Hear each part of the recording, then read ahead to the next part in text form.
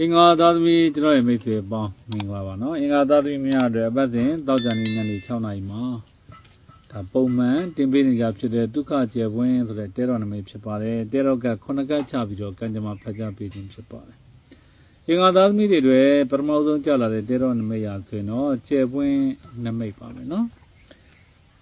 ်တိမ်တိုက်တဲ့ကနေပြီးတော့ထွက်လာတဲ့လက်တစ်ဖက်ပေါ့အဲ့လက်တစ်ဖက်ထဲမှာကျွန်တော်ကျေပွင့်ရှိတာပေါ့နော်အဝါရောင်ကျေပွင့်ပေါ့လင်းလက်နေတယ်ဝါရောင်ကျေပွင့်အဲ့နမိတ်ကိုညွှန်ပြတဲ့နမိတ်ဖြစ်ပါတယ်။အောက်မှာဆိုရင်အင်မတန်မှလှပတဲ့ပန်းညံလေးတွေရှိတယ်မုတ်ဦးလေးတွေရှိတယ်ပေါ့နော်။တကားတွေအားလုံးပွင့်လန်းနေတာပေါ့။ကံကြမ္မာပွင့်လန်းတာပေါ့။ဆိုတော့အင်္ဂါသားသမီးတွေအတွက်ဒီချိန်မှာပြောချင်တာတော့မျှော်လင့်နေတဲ့အရာတွေကိုလွယ်လွယ်ကူကူနဲ့ရရှိနိုင်တဲ့ကံစွာတာနမိတ်မျိုးရှိပါတယ်။အင်္ဂါသားသမီးတွေကဒီကာလတွေမှာကိုယ်ကဘယ်အရာတွေကိုမျှော်လင့်နေတာလဲပေါ့နော်။အလုပ်ကောင်းကောင်းလိုချင်တာလားနောက်နိုင်ငံခြားသွားဖို့ကြိုးစားနေတာလားပေါ့နော်စီးပွားရေးတွေအဆင်ပြေချင်တာလားလုပ်ငန်းတွေအမြန်စချင်တာလားပေါ့ဘက်ကနေကိုကဘယ်အရာတွေကိုမျှော်လင့်နေတယ်ဘယ်အရာတွေကိုဖြစ်မြောက်ချင်တယ်ဘယ်အရာတွေအောင်မြင်ချင်တယ်ပေါ့ကိုမျှော်လင့်နေတဲ့ကိစ္စတွေကိုဖြစ်မြောက်ချင်တဲ့ကိစ္စတွေကိုရယူဖို့ကြိုးစားနေတဲ့ကိစ္စတွေမှာထူးထူးခြားခြားအကျိုးပေးပြီးတော့ကံကောင်းပြီးတော့အောင်မြင်မှုရတတ်တဲ့အချိန်ကာလမျိုးဖြစ်ပါတယ်နောက်ဒီကလာတွေမှာကုမ္ပဏီဝန်ထမ်းလောက်ကင်ဆောင်ရွက်နေတဲ့သူတွေရယ်နောက်ဆိုရဝန်ထမ်းလောက်ကင်ဆောင်ရွက်နေတဲ့သူတွေအတွက်ဆိုရင်ထူးထူးခြားခြားပဲအလုပ်မှာတိုးတက်မှုတွေကြုံမယ်ပေါ့နော်ယာရုတိုးတဲ့သတင်းတွေနောက်လစာတိုးတဲ့သတင်းတွေနောက်နေရာကောင်းရတဲ့သတင်းတွေထူးထူးခြားခြားကြုံရတတ်ပါတယ်နောက်ခရီးနဲ့ပတ်သက်တဲ့ကိစ္စတွေတဲ့အင်္ဂါသားသမီးတွေအတွက်အောင်မြင်နိုင်တာပေါ့ပြည်တွင်းခရီးတွေပြည်ပခရီးတွေတွာလာဖို့အတွက်ကြိုးစားအားထုတ်နေတဲ့သူတွေဆိုရင်ထူးထူးခြားခြားခရီးနဲ့ပတ်သက်တဲ့ကိစ္စတွေအောင်မြင်သွားမဲ့ကံတာတာမျိုးရှိပါတယ်။ဒီကတော့နောက်အောင်မြင်မှုကြီးကြီးမားမားဟိုထူးထူးခြားခြားရနိုင်တဲ့ကံတာမျိုးရှိတဲ့အတွက်အင်္ဂါသားသမီးတွေထဲမှာဒီအမှုပညာလုပ်ငန်းကိုလောက်ကင်ဆောင်ရွက်နေတဲ့အင်္ဂါသားသမီးတွေနောက်ဂီတဖန်တီးတာနောက်ရုပ်တံရိုက်ကူးတာစတဲ့တီးဖြတ်တာစတဲ့အနုပညာနဲ့ပတ်သက်တာတွေပေါ့နော်နောက်စာပေတို့နောက်ကဗျာတို့အနုပညာရတစာပေစတဲ့ကိစ္စတွေမှာဖန်တီးနေတဲ့အင်္ဂါသားသမီးတွေဆိုရင်ဒီကာလတွေအတွက်အင်မတန်မှကောင်းပါတယ်ကိုယ့်ရဲ့သချင်းကိုဒီချိန်မှာစတင်တင်တယ်ကိုယ့်ရဲ့ရုပ်တံအတွက်ဒီချိန်မှာလက်မှတ်ထိုးတာမျိုးတွေပြုလုပ်တင်တယ်တဲ့တော်တော်လေးကောင်းပါတယ်နောက်လုံးရင်ကောင်းမလားမကောင်းလားလှုပ်တင်လားမလှုပ်တင်ဘူးလားပေါ့နော်အဲ့လိုမျိုးချိန်ဆနေရတဲ့အလုပ်မျိုးတွေရှိရင်လှုပ်တင်ပါတယ်လုပ်ဖို့အတွက်လည်းပဲအဖက်ဘက်ကနေပြီးတော့အစဉ်ပြေမဲ့အကြောင်းတရားတွေကြုံပါလိမ့်မယ်နော်။နောက်ဆွေမျိုးသားချင်းနဲ့ပတ်သက်တဲ့နမိတ်မှာကြတော့ဒုချောင်းသုံးချောင်းနမိတ်ကြတာပေါ့နော်။ဒီနမိတ်ကဘာကိုညွှန်ပြတာလဲဆိုတော့ကိုယ့်ရဲ့ဆွေမျိုးသားချင်းတွေထဲမှာအိမ်ရောက်မယ်၊ခြံရောက်မယ်၊ကားရောက်မယ်ပေါ့နော်။အယောင်းဝယ်ကိစ္စတွေအတွက်ကြိုးစားအားထုတ်နေတဲ့သတင်းတွေရှိတဲ့ဆွေမျိုးသားချင်းတွေထူးထူးခြားအောင်မြင်မှုရတတ်ပါတယ်နောက်လူမှုရေးနဲ့ပတ်သက်တဲ့ကံတာတာတွေမှာတော့အင်္ဂါသားသမီးတွေကနည်းနည်းသတိထားမှာပေါ့နော်သူများရဲ့ဒုက္ခကကိုယ်ဒုက္ခဖြစ်သွားတတ်တယ်သူများရဲ့ပြဿနာကကိုယ်ပြဿနာဖြစ်တတ်တယ်သူများရဲ့ဝင်တော့ဝင်ဖို့ကိုကဝင်ပြီးတော့တာဝန်ယူရတာမျိုးတွေကြုံရတတ်ပါတယ်ဒါကြောင့်မလို့လူမှုရေးကဏ္ဍတွေမှာတော့အာနာတာတွေအဲ့လိုမျိုးလေးတွေတော့သတိထားသင့်ပါတယ်ပေါ့နော်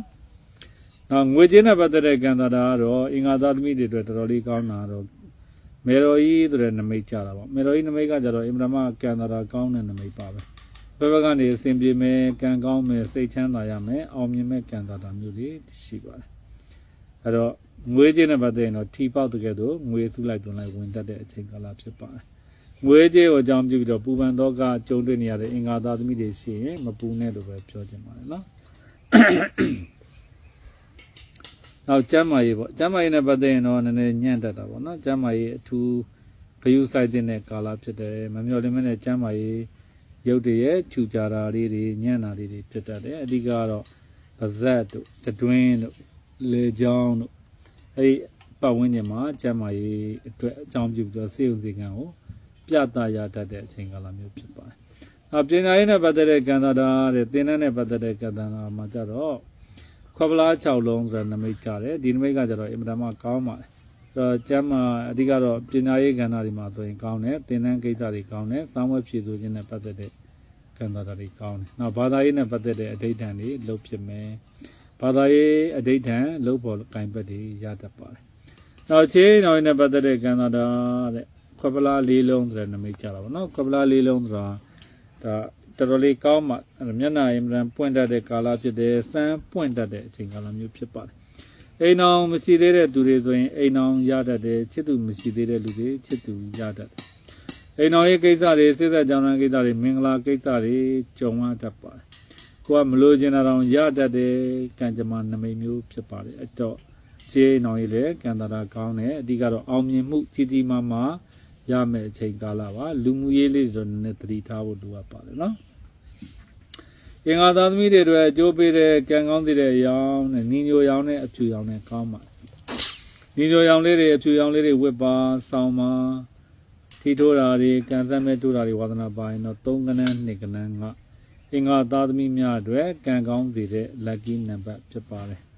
မြတ်စွာဘုရားရှင်ကိုရောမြတ်ကြီးကိုဇီးတီတို့ဇီးယိုတို့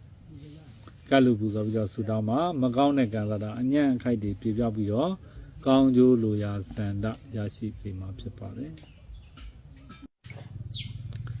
ဟောစတန်စီတင်လေးပြီးသွားပြီပေါ့နော်ပြီးသွားပြီဆိုတော့ကျွန်တော်ရဲ့မိတ်ဆွေတွေကိုကျွန်တော်ကသတင်းမကားလေးတွေပါကြပါမယ်ကျွန်တော်ယူတော်မင်္ဂလာချန်ကိုဗိုလ်တော်ဦးနေရလွယ်ပြီးတော့ channel ရက်ဒီမှာဖေးရမရှိဖွင့်ပါတယ်နော်တနင်္ဂနွေနေ့မနေ့7:00နာရီမှာကမွန်ကြီး10ပါအလူရရာပွဲရှိပါတယ်စနေနဲ့အင်္ဂါနေ့မနေ့7:00နာရီမှာတော့နဝင်းပွဲရရာရှိပါတယ်အင်္ဂါနေ့ညမှာဓာကြီးလေးပါအလူရရာပွဲရှိပါတယ်ကျသာပတိနေ့မနေ့မှာခေါင်းစိမင်္ဂလာရရာပြုလုပ်ပေးပါတယ်တောက်ကြနေ့မနေ့7:00နာရီမှာတော့တရားပွဲရရာရှိပါတယ်နော်ဒါစဉ်1ရက်နေ့ကနေပြီးတော့10ရက်နေ့အထိပြည်တွင်တင်နန်းနေရှိပါတယ်နောက်တစ်ခုကကျွန်တော်တို့ဒါကတော့အဘဆရာကြီးမင်းသင်္ခါရဲ့ကြီးနဲ့ဗရောက်ပြီးပေါဆိုတဲ့ပတိလေးဖြစ်ပါတယ်နော်ကြီးရဲ့ဗရောက်ကဓာတ်စင်တာပေါ့ကြီးနဲ့ဗရောက်သားလေးနဲ့အပြီးပေါဆိုတာပြီးချင်းပြီးမြောက်ခြင်းအောင်မြင်ခြင်းကိုပြောတာပါကိုယ့်ရဲ့အလုပ်ကိုင်ကြံတဲ့စိတ်ကူးတွေကိုမြန်မြန်ဆန်ဆန်ပြီးမြောက်အောင်မြင်စေခြင်းနဲ့ဆိုရင်နဲ့ကြီးနဲ့ဗရောက်သားလေးနဲ့ရောပြီးပတိစောင့်ထားလို့ရပါစိတ်ဆရာတော့မလိုပါဘူးစိတ်မဲ့ဆိုရင်လည်းတော်တော်လေးအဋိဋ္ဌံအောင်ပါတယ်နော်ဒါတော့ကျွန်တော်ကိုယ်တိုင်လုပ်ထားတဲ့အဆောင်လက်ဖွဲ့လေး3ခုပါကျမ်းမာရေးအတွက်အဝါရောင်လက်ဖွဲ့လေးဖြစ်ပါတယ်စီးပွားရေးနဲ့ပတ်သက်ပြီးတော့ငွေကြေးနဲ့ပတ်သက်ပြီးတော့အစိမ်းရောင်လက်ဖွဲ့လေးဖြစ်ပါတယ်ဒါကတော့အခြေအနေအောင်နဲ့ပတ်သက်တဲ့လက်ဖွဲ့လေးပါဒါတော့ဈေးဆိုင်တွေလုပ်ငန်းတွေအတွက်အဓိကငွေကြေးနဲ့ပတ်သက်တဲ့လုပ်ငန်းတွေလောင်းကစားနဲ့ပတ်သက်တဲ့လုပ်ငန်းတွေပေါ့နော်တချို့ကံသာတာကောင်းဖို့အတွက်ဆိုပြီးတော့ဒါဝါစိမ့်နေအင်းစမဖျောင်းနိုင်လေးဖြစ်ပါတယ်ဒီနေ့ကိုတိုင်းထုံးရအောင်နော်ကိုမအကြောင်းချင်းကကိစ္စကြည့်တဲ့အခါအဋိဋ္ဌံပြီးတော့ထုံးရတယ်ယရနာဒီပံဖျောင်းနိုင်တော်ကြီးဖြစ်ပါတယ်ဒါကတော့အဆောင်ဆက်လွယ်ပါနော်အဆောင်ဆက်လွယ်ပါဒီလိုဆက်လွယ်ဆောင်တာပါဒါကတော့ဒိုးကလေးပေါ့ဒိုးကလေးအဆောင်နော်ဒါကတော့ဇီးသားရောင်းမှလေးဖြစ်ပါတယ်ဒါကတော့ဈေးကော်လက်ပွင့်မျက်နှာပွင့်ပြရသည်ဖြစ်ပါတယ်ကဲကျွန်တော်ရဲ့မိတ်ဆွေအပေါင်းကိုကျမ်းမှာစိတ်ချမ်းသာလူရဆန္ဒပြပါစေလို့နော်ဘဝလန်းခီလန်းကိုအေးချမ်းသာရစွာရှောင်လန်းနိုင်ကြပါစေနော်ပူပန်သောကတွေလည်းကင်းဝေးကြပါစေလို့ဒီကတော့ကျမ်းမာရေးကောင်းမွန်ကြပါစေလို့ဆုတောင်းမေတ္တာများလှိုက်လိုက်လေးပို့သလိုက်ပါမယ်